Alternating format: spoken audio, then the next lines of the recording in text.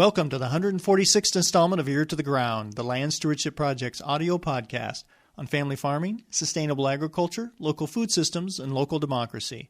I'm Brian DeVore, editor of the Land Stewardship Letter. On a wintry Saturday in January 2014, over 225 people gathered in the southeast Minnesota community of Winona for the Land Stewardship Project's Citizens Frac Sand Summit. This day-long event provided an opportunity for citizens to address one of the region's most pressing environmental issues, the mining of silica sand for use in hydraulic fracturing of oil and gas reserves. It turns out southeast Minnesota and western Wisconsin have vast amounts of just the kind of silica sand the industry is looking for. During the past few years, western Wisconsin in particular has experienced a kind of gold rush as massive corporations work to strip mine as much sand as possible and ship it to oil and gas drilling operations in places like Pennsylvania, Texas, and North Dakota. The result has been decimated landscapes. Entire hilltops have been removed, ruining farmland and eliminating the natural water purifying services sand can provide. In addition, frac sand processing facilities are producing air and water pollution. To top it off, rural roadways are being inundated with an unprecedented amount of truck traffic that's dangerous, polluting, and harmful to the transportation infrastructure of small communities. Now the frac sand industry has its eyes on southeast Minnesota and has in recent years used intimidation, government lobbying, and in some cases outright misinformation to get a foothold in the region. But citizens are fighting back. With the help of the Land Stewardship Project, several communities have established moratoriums on frac sand mining and processing while they develop planning and zoning regulations. In addition, LSP members and others have been organizing at the state capitol, where they are calling for strict regulations on frac sand activities, including an outright ban on the industry in southeast Minnesota's fragile karst region. The Frac Sand Citizen Summit brought together people to share strategy, learn from experts, and strengthen the movement to keep frac sand mining from destroying communities in southeast Minnesota and beyond. Featured speakers included citizens, local government experts, farmers, energy experts, and scientists who are doing cutting-edge research on the effects of silica sand exposure. This podcast is the fifth in a series of programs featuring excerpts of presentations from the summit. In this installment, John Linc Stine, Commissioner of the Minnesota Pollution Control Agency, talks about recently passed rules related to frac sand mining and processing activities, and the role his agency and others play in regulating the industry. I want to talk today about the legislation that passed in response to the pressure from communities in southeastern Minnesota. The 2013 silica sand legislation that passed has some key components. One is on technical assistance to local units of government. The second area is in revised and reformed environmental review standards. And the third area is in rulemaking. So these are the four agencies that have sort of a primary role in managing the silica sand implementation, the legislation implementation. The first is our agency, the MPCA. The second is DNR, and just so you kind of get the purpose and mission of each of these agencies, I've written it up there so you can read it. The Department of Health, which I mentioned earlier, and then the Minnesota Department of Transportation. In addition to those four agencies, the Environmental Quality Board in Minnesota is made up of 9 state agencies and 5 citizen members. The citizen members are appointed by the governor, and the Environmental Quality Board's mission is to administer the law for environmental review requirements in Minnesota. Again, that's an added layer of protection that projects are reviewed for impacts, for the potential environmental impacts. You may have been reading recently about the environmental impact statement that's coming forward on the large copper-nickel mining proposal in northeastern Minnesota, the Polymet proposal. That is a poster child for the work of the Environmental Quality Board. 9 agencies working together with 5 citizen members to address environmental impact issues. Another way of looking at the 2013 legislation is to see this graphic of responsibilities.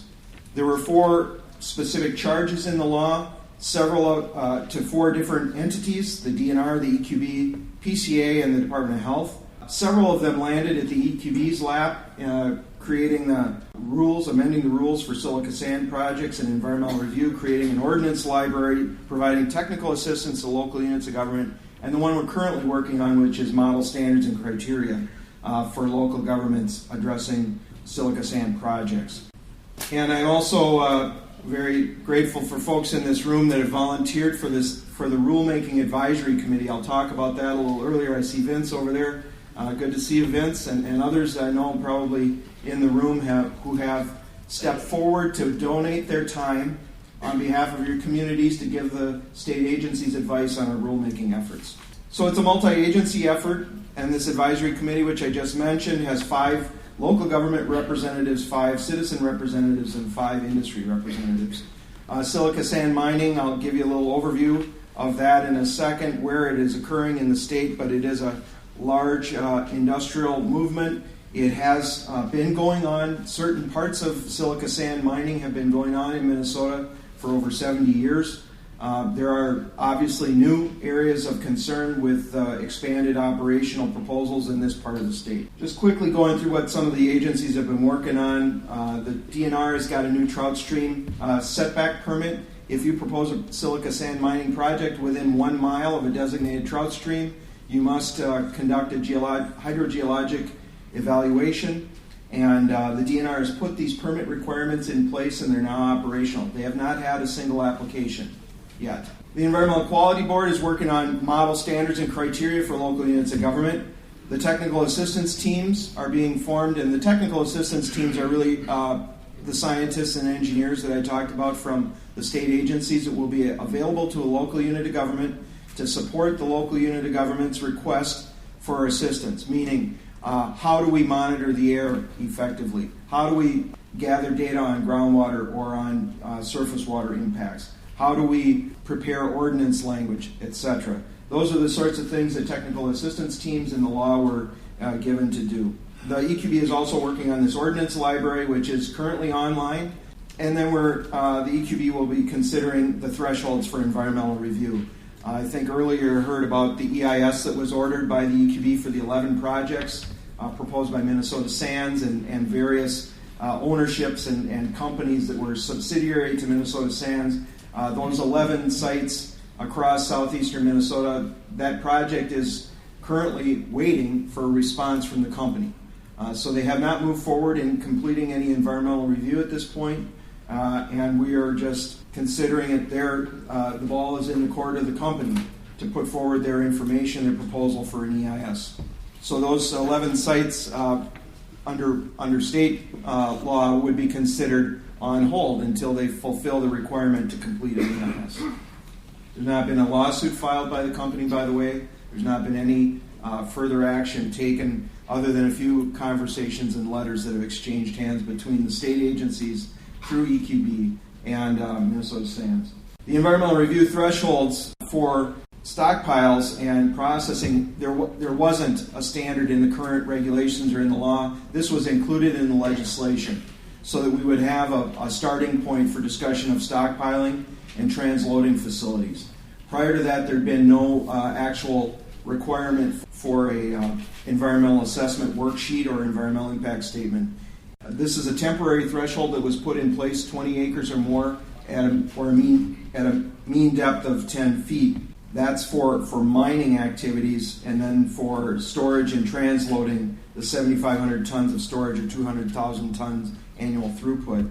And the RGU means the responsible governmental unit. Who has to do the environmental review? So in the case of a mining project, the threshold was lowered to 20 acres or more, and that's still the local government's responsibility. And for transloading, the PCA is the responsible authority for doing environmental review. The Minnesota Department of Health has already done their work under the law. They've adopted a health-based value for respirable crystalline silica. That's been put in place. It is 3 micrograms per cubic meter. There's technical supporting documentation at this website. There is limited toxicity data and studies available on crystalline silica, but the health department relied heavily on the state of California's work in setting their health-based value. I will also tell you that the Department of Health does not view health-based standards as a one-and-done kind of activity. They tend to constantly be reviewing the data. They update their information frequently and will look for new information as it becomes available. The Minnesota DOT has been supporting EQB's efforts. They've been monitoring roads. Obviously, the DOT's comments are fairly well limited to state highways and county state aid funded roads. They do not often advise on local roads and local road impacts. So this is one of the areas where local units of government and their expertise through county engineers is very important to be involved. PCA's role under the law is to develop our rules for particulate emissions. We put out a notice of intent last July to adopt those rules. It'll take us about another 4 to 6 months to determine the scope of that, and also then another 6 months to draft the rule. So it will take about a total of 2 years to complete the rule. That means somewhere in mid-2015 we'll have a rule that will apply to all regulated facilities for air emissions. We've been doing some monitoring at the PCA at some of these permitted facilities. This is a graph of our air monitoring results for a Great Plains sand operation in Jordan. I will tell you, those of you who have studied this carefully already know this, but for those who haven't, I want to just let you know there's very different approaches to the style of mining between the Minnesota River Valley and western Wisconsin and southeastern Minnesota. I would say in the Minnesota River Valley, they're mining sandstone that's adjacent to the glacial valley. So they would be mining in the bedrock that's generally below grade of the surrounding landscape and is typically in a very deep glacial valley. The mining in western Wisconsin happens out on the knobs and the bluffs, and I think this gentleman who spoke earlier, Mr. Christie, described it very well. Sort of the taking away the hill is the more of the approach that they've gone to. The difference in the Minnesota Valley, if you've not been over there to see these mining operations, they tend to be more below grade and in incised glacial valleys. So they're very different geologic formation. They have different hydrogeologic issues, and they have different air sort of meteorologic and climatological conditions around them than you have where you have bluffs and hills. This is a graph just showing what we found. The number 3 up there is the health department's benchmark for respirable crystalline silica. The monitoring that we've had adjacent to this facility in Jordan Sands, the only one spike that came there in September of 2012 was around 2 micrograms per cubic meter. They've got a very rigorous dust control system, keep their operation completely wet, and they have a very good monitoring system in place too. And so what you're seeing is they're not getting close to that respirable standard, but we continue to monitor that site to gather more information. The common regulatory concerns we hear about silica sand mining at the PCA is air quality and water quality. And we understand those need careful attention. I'll describe a little bit more in detail what we do about that. Air quality concerns on crystalline silica is limited, as you may have read or know, 4 microns or smaller. That's described in shorthand as particulate matter of 4 microns or in diameter or smaller. That's why it's called PM4. We have more experience and data in the state of Minnesota and nationally at PM10, 10 microns and smaller, and PM2.5. 2.5 is the very fine particles that are common around diesel emissions and industrial operations, traffic, and so forth. You get much more common exposure to those. There is a chronic health-based value for crystalline silica, as I mentioned earlier, and we are doing what we can through our permits to limit exposure with standards of operation and monitoring at regulated facilities. The water quality concerns, one is the quantity of groundwater that's needed and used. That's a DNR permit. We know that there are concerns when you remove or reduce the cover over the top of a water-bearing aquifer because that layer of material has benefit for water that infiltrates through the soil and migrates to the water table to trap and bind various contaminants. There are chemicals that are used in mining operations that are concerned. Certainly there's fuel and oils and lubricants because of the heavy equipment. There are explosives and processing chemicals, and for example, the flocculants that are used to precipitate out the fine matter in water, and those flocculants can contain hazardous materials. There's concern over contaminated runoff coming into the mine and discharges from surface waters from the mines. We know that there have been failures of stormwater holding facilities in some of the mines built in Wisconsin. We're trying to learn as much as we can on that. I'll have a little more to say about that later. There are some illegal waste disposals in mines that have happened in the past.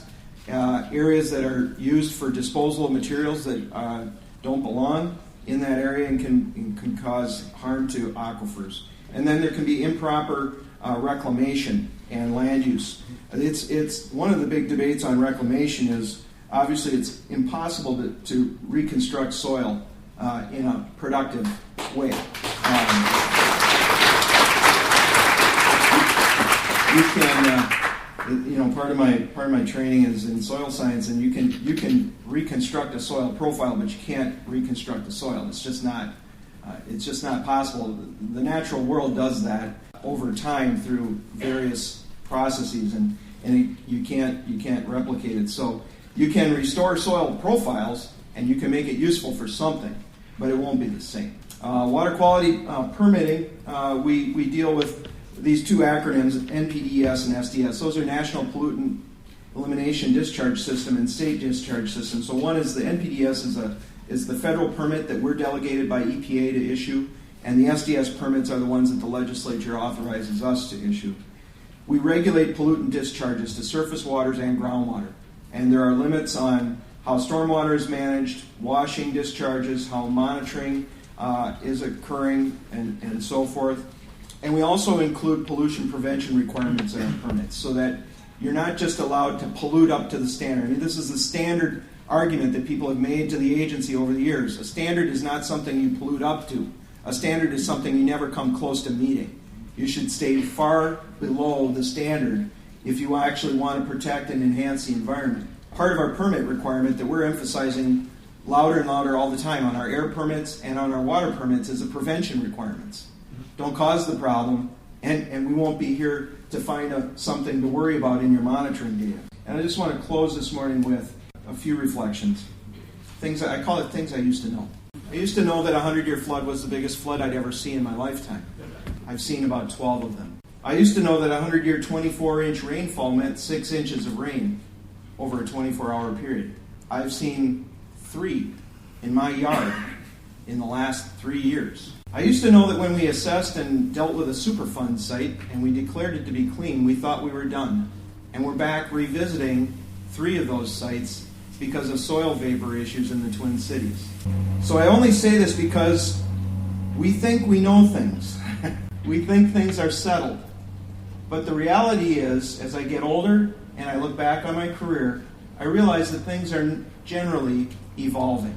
And our understanding should work to do the same. So your work as citizens, as scientists, and as advocates is very important because I have about 900 people in my agency to cover all of the state of Minnesota. It's not enough to do the job well, to gather enough information, and to express concerns. So I appreciate your dedicated time and efforts to help us understanding the world around us, evolving our knowledge, and developing better systems to protect and improve the environment and enhance human health.